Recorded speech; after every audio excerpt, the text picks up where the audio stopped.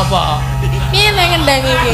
Lho, aku ora ngerti pengendange ya kok takon aku. Nek menurut jenengan penak ora? Penak.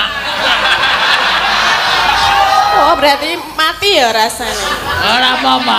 Ha pengendang. Kuwi asline pengendange iki mangkel, kalau olehmu kemayu iki mangkel. Mangkel apa seneng? Takon ana dhewe. Takon ana dhewe. Mas Denko. Ada.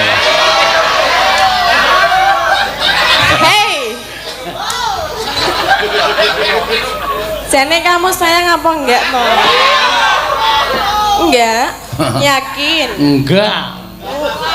Kok tak liriki dilitno wis kecantol lho, kowe. Hah? Kirik-kirik ya, Bang ya? Apa? Kirik-kirik ya. Wah ya, gila kowe. Oh, entene ora ngerti ya. Nek Aku iki aja kok gayo pengendang. Karo tukang kamera wis ditolak. ah, kowe iki jane meng lames ya dodo ya. Iki jane ya ingin to. Senengane iki do ngono kuwi nggodha-nggodha. Mulane kowe iki ra sok kemayu. Aku iki jogate meng jogate dendekmu nganggo. Saya kan Iki sing ditonton ki apa? Aku dune joget ki awak kok. Lele arep apik kepiye wong lagi arep menikmati ngene-ngene wis anu andang ganti sekaran wae ngawur. Ora ngawur kuwi pancen disesekke kok. Lah nek pas kuwi mau piye ler joget? Piye? Sing tumlak-tumlak bleng-bleng ngono mau. Piye Jal? Ayo sakarmu kowe sing nyanyi kowe kok sing joget aku.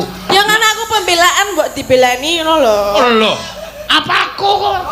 Lah. Lah apa? Kita kanca kan? Ah, kanca apa? Lah apa? Enggak mau aku. Enggak mau. Bisa. Terus aku sebagai apa dong?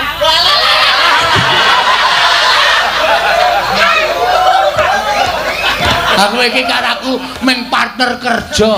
Lah ya nek partner kerja nek ya aku dibelani aku dibully lho. Hah? Dibully. Nek ngene ya. Nek perkara kowe nembang terus diiringi kanca-kanca, kuwi manut kanca-kanca. Mulane ora sok aleman. Kendange wis ntuntung-tuntang kowe meng Loh, lumayan aku gelem apa lho. tarian ular keket ngene iki. Iki mau ora aku joget. Ora. Oh lah ya ora ngematke. Yo gawe terus ke. Terus gah aku nek ngono ki. Ayo Denko sing apik Denko. Denko Mesake. sing pek kok. Kurang ora.